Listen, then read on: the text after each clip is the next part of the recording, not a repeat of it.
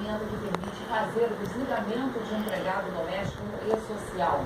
A gente vinha mostrando já aqui, né, o tal do sistema criado para facilitar a vida de patrões e empregados. Não tinha essa opção de desligamento funcionando, então estava maior confusão, mas agora tem. A gente vai ter as informações ao vivo. Larissa Schmidt, onde é a Larissa? Vem cá, Aninha, tava tão bom você aqui comigo.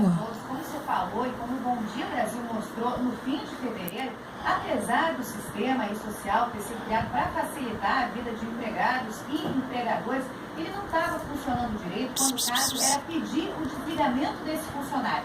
Mas essa ferramenta já está disponível hoje, desde as 8 horas da manhã. Antes, o problema é que quando se colocava a data desse desligamento, o sistema recusava e aí não dava para concluir esse processo. Mas a gente fez o teste e descobriu que tem um problema aí. O sistema não calcula o valor da rescisão do contrato. Isso precisa ser feito manualmente ou com a ajuda de um computador pelo empregador.